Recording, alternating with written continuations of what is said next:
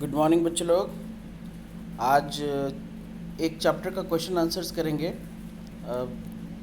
ये है हिस्ट्री का chapter 1, when where and how का क्वेश्चन आंसर्स हम लोग करेंगे। आप में से बहुत सारे बच्चे लोग इसके लिए बार बार बोल रहे थे, सॉरी लेट हो गया क्योंकि मेरा एग्ज़ाम चल रहा था। चलिए आज इसको हम लोग करते हैं, स्टार्ट करते हैं। ज़्यादा समय नहीं लेके, छोटा सा चैप्टर है, छोटा सा क्वेश्चन आंसर्स है, ज़्यादा नहीं है। चूज़ द करेक्ट आंसर है। फर्स्ट है कि European nation did not establish colonies in India. तो इसका करेक्ट आंसर होगा जर्मनी, क्योंकि हमारे कंट्री में जर्मनी ने कोई कॉलोनाइजेशन को फेवर भी नहीं किया और ये लोग हमारे कंट्री में कॉलोनी नहीं बैठाए। बाकी फ्रांस, पुर्तगाल, ब्रिटेन, इन लोगों ने तो बैठाया ही था।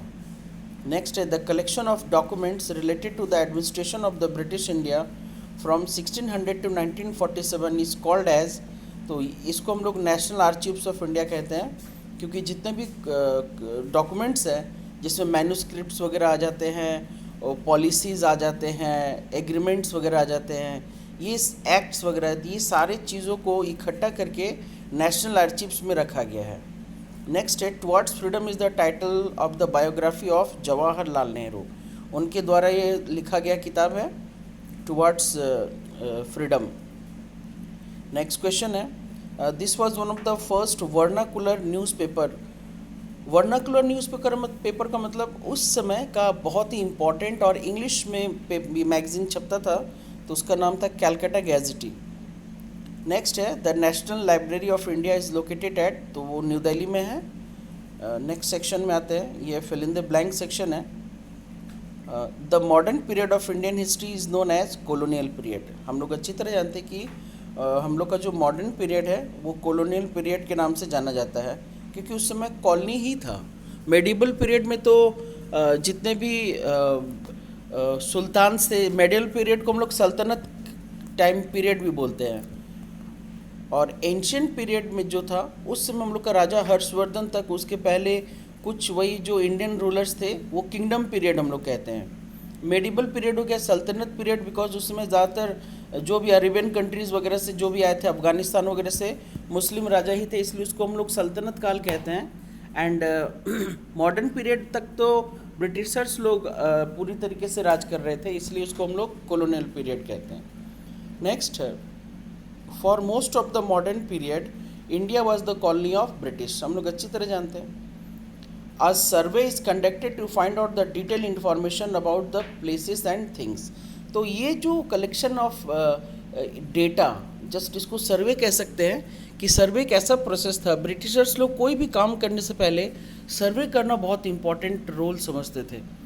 सर्वे के दौरान हर एक बारीक से बारीक चीज़ का भी ये लोग डिटेल्ड इन्फॉर्मेशन रखते थे, तब ये लोग अपने प्लान्स, एक्टिविटीज़, पॉलिसीज़ को डिसाइड करते थे कि हमें क्या करना है, और करते वक्त अगर क्या प्रॉब्लम आएगा तो उसका भी प्रिपरेशन ये लोग पहले से करके रखते थे। नेक्स्ट है primary sources are the first hand information about the subject being studied. तो प्राइमरी सोर्स हम लोग वैसे चीज़ों को कहते हैं जो फर्स्ट हैंड इंफॉर्मेशन होता है, जैसे मैन्यूस्क्रिप्ट्स हो गया, कॉइन्स हो गया, इंस्क्रिप्शंस हो गए, पिलर्स हो गए, स्तूपास हो गए, बिल्डिंग्स हो गए, मॉन्यूमेंट्स हो गए, ये सारी चीज़ें जो भी ये प्राइमरी सोर्स में आएगा। सेकेंडरी सोर्स क्या होता है, यही सब चीज़ों के बारे में पढ़ के जब बड़े बड़े विद्वान, हिस्टोरियंस, आर्कियोलॉजिस्ट अपना जो विचार रखते हैं इन सब चीज़ों के बेस पर, उसको हम लोग सेकेंडरी सोर्सेज कहते हैं। नेक्स्ट है the national archives of India is located at New Delhi. चलिए नेक्स्ट क्वेश्चन की ओर आगे बढ़ते हैं। What is the extent of modern period of Indian history. तो modern period of Indian history का एक्सटेंट है 1750 to 1947। That means the extent of modern period is 1750 to 1947। Next है व्हाट इज़ कोलोनियलिज्म। हम लोगों ने थोड़ी देर पहले भी डिस्कस किया था कि कोलोनियलिज्म एक तरह का प्रैक्टिस था, एक तरह का प्रैक्टिस है जो ब्रिटिशर्स लोगों ने किया था। और सिर्फ ब्रिटिशर्स नहीं, पुर्तगाल, फ्रांस, डच, इन लोगों ने भी किया था, बट सबका मोटो अलग था। ब्रिटिशर्स लोग का मोटो अलग था। तो इसको इस डेफिनेशन है it is the practice of a country politically controlling another country and exploiting it for gain. जाहिर सी बात है उसको एक्सप्लॉइट करना जस्ट अपने निजी फ़ायदे के लिए, इसी चीज़ को कॉलोनियलिज्म कहते हैं। अगर और इसको डिस्क्रिप्टिव वे में पढ़ेंगे तो just to set up colonies in the poor country for extracting the raw materials and setupping a market for their finish goods. इस तरीके से घुमा फिरा के एक्सप्लॉइट करना उस कंट्री के वेल्थ को। How are the sources of history for the ancient and medieval period of Indian history differ from the sources of modern period. ये क्वेश्चन कह रहा है कि जो भी हमारे हिस्टोरिकल सोर्सेज हैं वो मेडिवल पीरियड के जो सोर्सेज हैं वो मॉडर्न पीरियड के सोर्सेज से अलग कैसे हैं। तो ancient history and medieval history is based on the primary sources, whereas modern history is based on the secondary sources. अभी थोड़ी देर पहले मैंने आप लोग को बताया कि प्राइमरी सोर्स और सेकेंडरी सोर्स में फ़र्क होता है। तो एंशियंट हिस्ट्री और मेडिवल हिस्ट्री सीधा सीधा प्राइमरी सोर्स के बेस्ड पर था, और जबकि मॉडर्न हिस्ट्री जो था वो सेकेंडरी सोर्स के बेस पर था। नेक्स्ट है what were the English language newspapers that were started in 18th century. तो Hicky's, Bengal gazette, Calcutta gazette, Madras courier, ये इंग्लिश न्यूज़पेपर्स थे उस समय। ये पढ़े जाते थे बिकॉज उस समय ब्रिटिशर्स लोग रहते थे, तो न्यूज़पेपर भी इंग्लिश में ही प्रिंट होता था। और साथ ही साथ ऐसा नहीं है, हमारे कंट्री के भी बहुत सारे लोग थे जिनको इंग्लिश बहुत अच्छी तरीके से आता था, बहुत पढ़े लिखे लोग थे, वो लोग भी न्यूज़पेपर में अपने कॉलम्स और बहुत सारे एक्सप्रेशंस को, अपने करंट सिचुएशंस को एक्सप्रेस करते थे। नेक्स्ट है what is the national archives of India. तो नेशनल आर्चीव ऑफ इंडिया क्या होता है? The national archive of India contains the documents of the Indian history from the ancient times and it is an important custodians of the records of the colonial period. Last है the National Archives of India is located at New Delhi. सीधी सी बात है। Next है describe the periodisation of Indian history. तो हमारे Indian history को 3 period में बांटा गया है, 3 पार्ट में बांटा गया है। एक है ancient period, medieval period and modern period. तो बच्चे लोग, आप लोग को ये ध्यान रखना होगा कि ये पार्ट किसने किया है? ये ब्रिटिशर्स ने करवाया है। किससे करवाया है? तो जेम्स मिल से। वो स्कॉटलैंड का एक बहुत बड़ा समाजशास्त्री था, बहुत विद्वान आदमी था, इसलिए उसको बुलाया गया था यहाँ पर। नाउ उसने जो पार्टीशन किया था वो एंशियंट पीरियड था 3500 BCE से 647 CE होगा, यहाँ पर BCE नहीं होगा, ये थोड़ा सा मिस्टेक है, यहाँ पर CE होगा, क्योंकि ancient period started with the rise of Harappan civilisation and ended with the death of Raja Harshvardhan.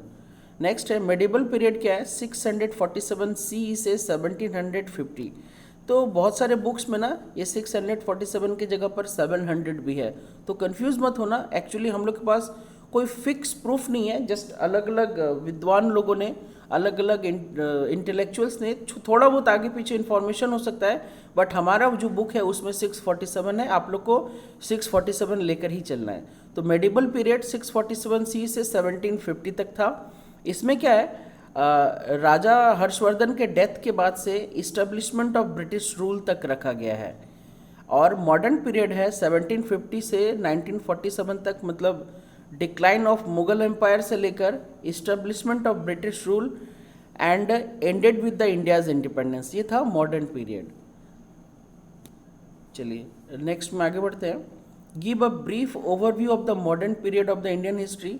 तो मॉडर्न पीरियड में क्या था? Modern period is believe to have begun with the decline of the Mughal empire and establishment of the British rule in India in 1750 and it continued till the India won its independence in 1947। तो ये था modern history का time period. Next है distinguish between the primary and secondary sources of information for the study for the Indian history. तो Indian history का जो primary source और secondary sources है उसके बारे में हम लोग को फ़र्क करना है। तो basically primary sources are the first hand account of the event in the history. हम लोग थोड़ी देर पहले मैंने आप लोग को बताया कि प्राइमरी सोर्स जो भी था वो फर्स्ट हैंड था। They are the original material like monuments, coins, inscription, painting, sculptures, stupas, बहुत सारी चीज़ें हैं जो ओरिजिनल चीज़ें मिली हैं हम लोग को या पहले से बन के रखा हुआ है। Whereas secondary sources are those which are based on the study of primary sources. तो सेकेंडरी सोर्सेस हम लोग किसको मानते हैं? जो प्राइमरी सोर्स के आधार पर विद्वान लोगों ने स्टडी किया और उसको अपने राइटिंग में उसको एक्सप्रेस करके पूरा का पूरा डिटेल इंफॉर्मेशन दिया, उसको हम लोग सेकेंडरी सोर्स कहते हैं। They are created by the scholars who study a variety of primary sources and analyze them। सिर्फ स्टडी नहीं किया, उसको एनालाइज भी किया, उसका विश्लेषण भी किया। And it contains mainly scholarly books and journals. Secondary source में बेसिकली किताब और जर्नल्स यही सब आते हैं। तो यही फ़र्क है प्राइमरी सोर्स और सेकेंडरी सोर्स की इंफॉर्मेशंस में। चलिए नेक्स्ट क्वेश्चन की ओर आते हैं। नेक्स्ट क्वेश्चन कह रहा है what are Indian official records. तो इंडियन ऑफिशियल रिकॉर्ड्स क्या है and how they are valuable source of information of Indian history. तो those official records which are left by the British. Indian official record basically वही records में आते हैं क्योंकि ये ब्रिटिशर्स के थ्रू किया गया था और इनका प्रूफ है रिटन वे में है, क्योंकि इसके पहले का जो भी किंग्स लोगों का था उनका एक प्लान एक्टिविटी को उतना लिखा हुआ नहीं मिला है। जस्ट उनका जो भी प्लान एक्टिविटी है इसके बारे में किसी न किसी राइटर्स के बुक में जिक्र किया हुआ मिला है, तो वहाँ से कलेक्शन लिया गया है। लेकिन ब्रिटिशर्स लोग का हर एक काम रिटन वे में था। तो official record which are left by the British, इसको हम लोग ऑफिशियल रिकॉर्ड्स कहते हैं। And it contains a huge body of documents जैसे official letter, correspondence, government orders, act, survey, map, census record. Census record मतलब पॉपुलेशन काउंटिंग होता है। तो ये सारा चीज़ and these are a valuable sources because they provide a huge information of that time. जाहिर सी बात है ये उस समय का जो ह्यूज इन्फॉर्मेशन प्रोवाइड करते थे। नेक्स्ट लास्ट क्वेश्चन है what are museums and why are the museums are important source of information. जाहिर सी बात है म्यूजियम क्या होता है। तो museums are the institutions that preserve objects of scientific, cultural and historical importance. Museums में वैसी चीज़ों को रखा जाता है जो साइंटिफिकली, कल्चरली, हिस्टोरिकली इम्पॉर्टेंस मायने रखते हैं। The national museum of India Delhi, दो जगह हम लोग का नेशनल म्यूजियम है, दिल्ली में भी और कोलकाता में भी है। and it provide a huge information and a collection of paintings, sculptures, coin, cloth, manuscripts of ancient and medieval and modern periods। तो उस समय का लेखा जोखा जिसको कहते हैं रिटन रिकॉर्ड्स है जो मिल पाया, क्योंकि बहुत सारे इंडिया का मैन्युस्क्रिप्ट्स ना नष्ट हो गया है, क्योंकि बेसिकली या तो कागज़ तो था नहीं, पत्ते पर या पेड़ का छाल पर या जानवरों के खाल पर लिखा जाता था, तो वो अच्छे तरीके से प्रिजर्व नहीं हो पाया और धीरे धीरे वो नष्ट होता चला गया या फिर किसी ने नष्ट कर दिया। एग्जैक्टली कह तो नहीं सकते, मतलब नहीं है मतलब नष्ट ही हो गया है। तो इस तरीके से आप लोग का चैप्टर का अंत हो गया। चलिए ये क्वेश्चंस था, बहुत जल्द आप लोग को हर एक चैप्टर का क्वेश्चन आंसर्स और नोट्स के साथ मिलेंगे। आई होप आप लोग को ये पसंद आया होगा। एग्ज़ाम्स आ रहा है, इसको पढ़ लो, एक दो बार देख लोगे तो अच्छे तरीके से याद हो जाएगा। Best of luck for your exam. Thank you बेटा, जय हिंद।